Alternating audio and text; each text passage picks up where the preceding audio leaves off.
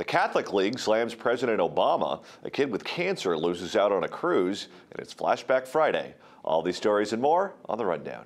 All right, stand by. 10 seconds. Camera one. Ready, camera two. Record. 3, 2, 1. Record. Thanks so much for joining us. This is the Rundown, where Stephen Cruiser tells us what's going to happen before the trading deadline expires. Your host, John Phillips. Joining me here in studio is stand-up comic Stephen Cruiser. And sitting right next to him is the columnist at the Washington Times. You can get her online at WashingtonTimes.com. And she's now on Mondays, not Friday, Mondays. Put that on your iPhones, kids. But for this show, the column is hitting for this Friday. Okay, so Friday this week, yeah. Monday starting next week. So you're watching this great show. It'll be this week. Starting next week, it'll hit Mondays. Thank you, dear. There you go. I hate change. Tammy Bruce, by the way. All right, now it's time to go to the top of the Rundown, and we begin with Mr. Cruiser.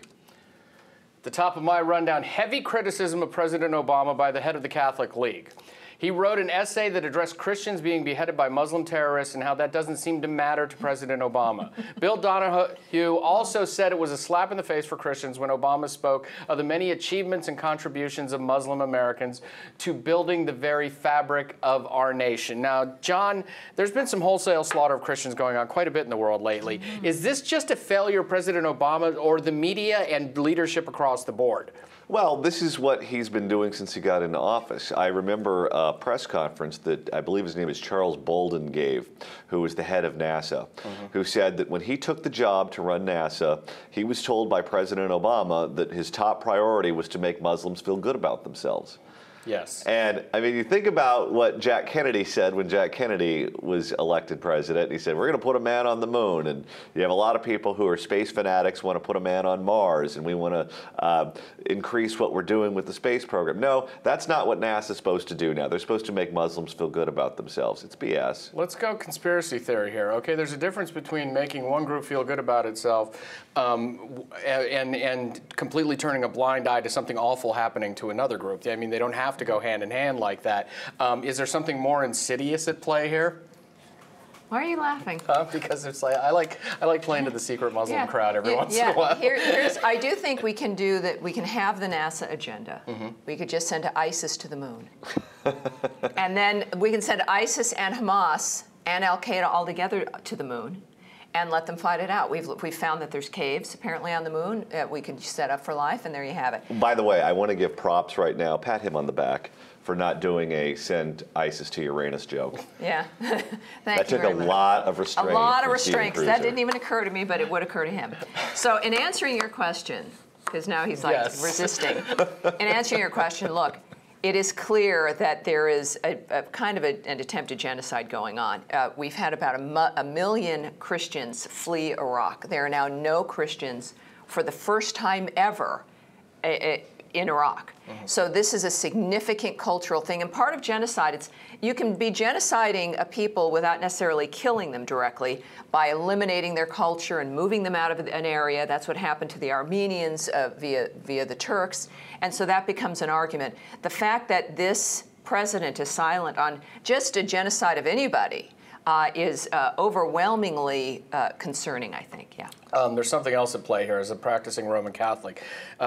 Much to my chagrin, Catholics in the U.S. for a long time have not said anything bad about especially Democrat presidents because they've been on board with them for the social agenda for the longest time. The Conference of Bishops hasn't. The Catholic League hasn't. This is them being emboldened and angered by the Obamacare mandate. Well, there is a difference, though, between Donahue and the bishops, because Donahue is a conservative. He's always on with Hannity, and he's an out-of-the-closet conservative. Yes. But you look at the cardinals, you look at the bishops, you look at the people within the hierarchy of the church, they're in many ways on board with this president. You listen to him about the minimum wage, you listen to him about immigration, you listen to him about the healthcare initiative. I mean, outside of the requirements of Catholic organizations to pay for contraceptives, they're largely on board with socialized medicine or Obamacare. I think the combination, though, and your point's good in that it's not just the Obamacare mandate. Now you have silence with Christians and Catholics being genocided, and the burning down, the destruction of abbeys and churches, and it seems to be a combination that there might be a tipping point for Catholics especially. Yeah, and Donahue, I don't know him, you know, he was kind of speaking for the Catholic League in this case, which he doesn't always do when he speaks conservatively. But the bishops have condemned specific things about this president several times, openly, the Conference of Bishops in the last year and a half, that they never would have touched before, even though you're right, they're on board with a lot of the social stuff. I argue with my priests a lot about this. All right, Tammy, what do you have for us? All right, well, at the top of my rundown, some nasty emails from former IRS official Lois Lerner have been made public. In them, she calls conservatives, and this is, I hope you're not playing this at work, assholes. And she also says that conservatives will ruin the country. It's so a little ironic there, a little bit of projection, I think, on Ms. Lerner's part. Republicans say that this shows Lerner's mistreatment of conservative groups was driven by her own hostility toward conservatives. Now, of course, you may recall Lerner and the IRS came under fire for the way that they handled groups seeking tax-exempt status. The IRS has admitted that conservative groups were singled out for inappropriate scrutiny and delay before the 2012 election. So, Stephen, you've got, this is obvious, I think, if you're, you know, she bragged about working for Obama for America and she wanted to go do that. Clearly, this is a partisan person. I think everyone surrounding Obama is a partisan person. This attitude she was open with, and it was kind of all over the place because this is systemically, I think, what they think. Would you agree? Do you think this is isolated with Lerner and a few people, or is this a administration problem? Before I get to that, this shows the gross incompetence of the federal government because they couldn't lose these emails. Yeah, with the swear out words. of all the emails that they lost, they couldn't lose these.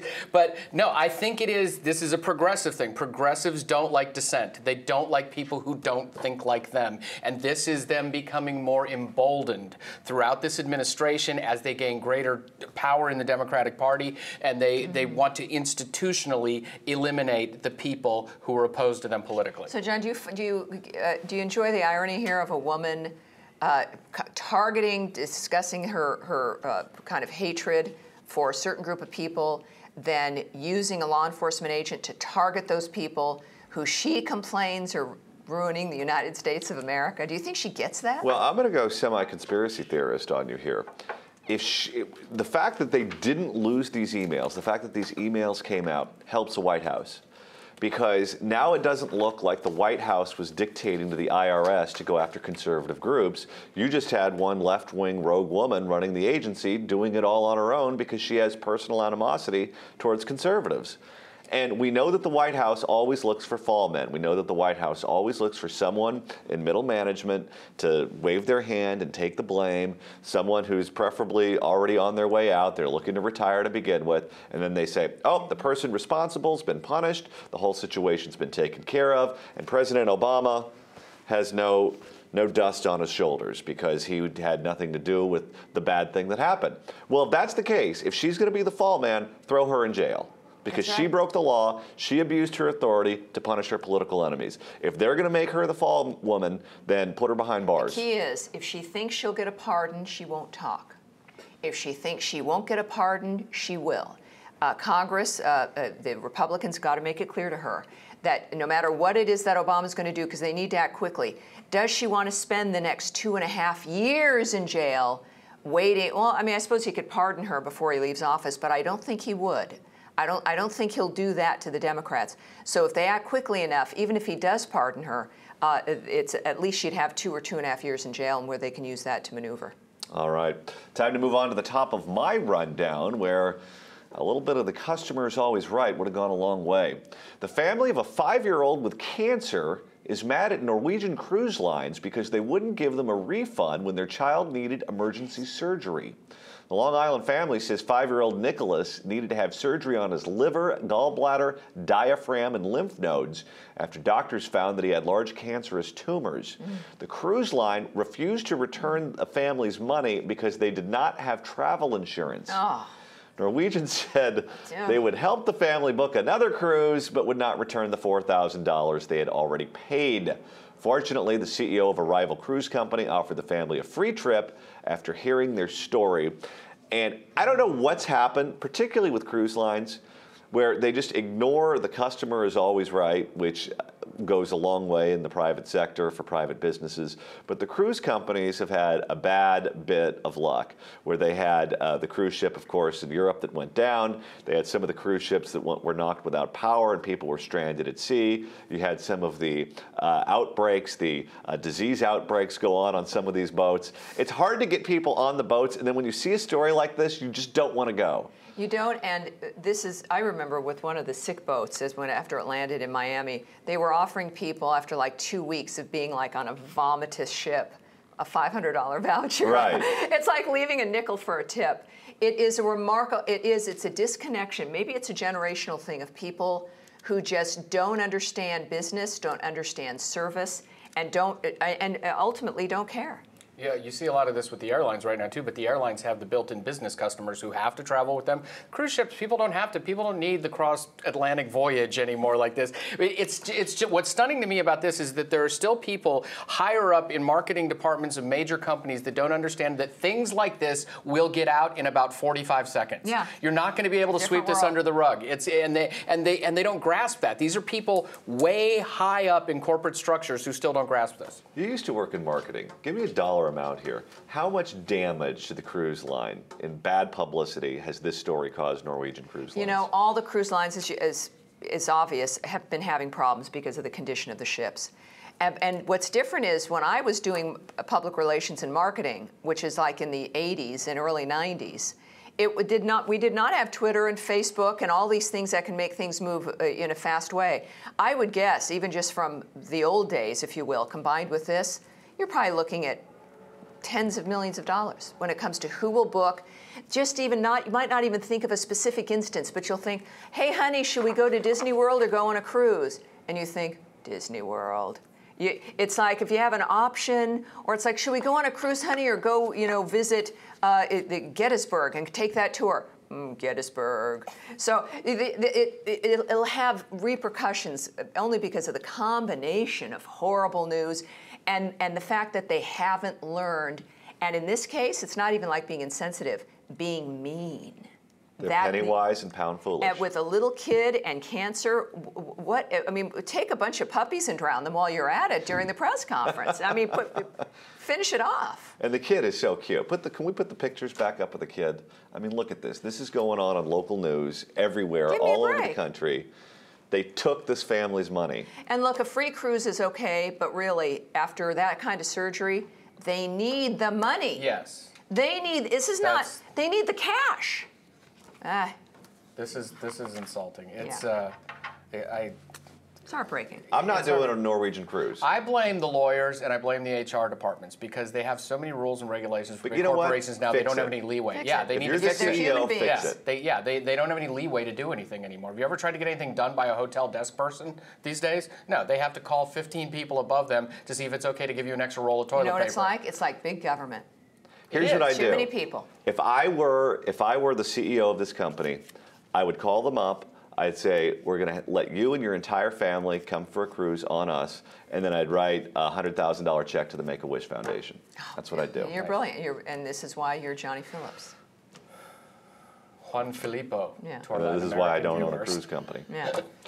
All right, now it's time to take a stroll down memory lane for Flashback Friday, and Tammy, you're up first. Well, it is the first week of August, and this is when an American bomber dropped the atomic bomb on Hiroshima. The Enola Gay, an American B-29 bomber, dropped the world's first atom bomb on the city. Of 80,000 people, I should say 80,000 people were killed, 35,000 others were injured, and of course, it saved the lives of probably 1 million people. The Okinawa invasion, just the island leading up to Japan, there were over 100,000 dead. Yeah. And that was one island, it was not the mainland. So this was an example of how the atomic bomb saved probably 1 million lives and killed fewer people than the conventional bombing of Tokyo throughout the war. So it's a very important day and one that obviously all of us need to. If you were to talk to people in the 40s and say in 2014 Japan would be one of our closest allies and best friends on the planet, they wouldn't believe you. Well, after Barack Obama, we're not so sure about that anymore. But This is, reminiscent of a time when we were willing to make unpathetic decisions to fight wars too, which we're not anymore. Now it's all about including a Democratic president. Yeah. And this week, I think it was the Navigator. He passed away, the last surviving member of the Enola Gay crew, and he was living in a nursing home, I think in Florida, with one of the men who was on the ship that accepted the surrender of the Japanese. So these two guys were living together, and it's an extraordinary generation, but we're a good generation too, and we've got a lot to live up to, but I think we can do it. All right, Cruiser, you're up next. On this flashback Friday, August 1st, 1990, Iraq pulls out of diplomatic talks with Kuwait, and just one day later, Iraq invaded Kuwait to signal the start of the war, which we are still dealing with, these many years later. That started a whole series of events that we thought might get wrapped up in a week or two, maybe a month or two, and we handled it well for a while, but we're still kind of dealing with the repercussions of it badly now. It's also the event that made CNN. It's the event that made CNN, yes. And it's the event that showed that we were right there. We could have gotten rid of Saddam Hussein, how money and the relationships mattered more than actually doing what was right for that country. Because George H.W. Bush didn't have it in him. Nope. And when you don't finish it, this is the problem. And this, of course, is a message of why Israel needs to continue to do what it's doing, is to finally finish things. As Stormin Norman Schwarzkopf said, when you've got your enemy in a rout, you don't let up. That's right. And they didn't listen to him. All right. On this Flashback Friday, California introduced the sales tax for education. And now everyone's literate. We have the best education system in the country. No dropouts. Zero Taxes dropouts. are Zero low. dropouts? Yeah. I'll tell you, it's just gotten better and better. And then we had the lottery, putting money into the education system. Boy, we're just filled with geniuses here in the state. And now, by the way, California has the highest income tax in the country. We have the highest sales tax in the country. We have the highest gas tax in the country. All this in a country that started a freaking war of independence over taxation. And it's reached the farthest west of the continent. How and here we are. embarrassed are we now? Here This we is are. just sad. Go watch John Adams. All right, that's going to do it for today's show. What do you think about Lois Lerner's emails? And what about Norwegian Cruise Lines? Would you take a cruise on that cruise line? We want to know what you think, so be sure to leave your comments in the comments section below. I'm John Phillips for Tammy Bruce and Stephen Cruiser joining me here in Los Angeles. Thanks so much for watching The Rundown.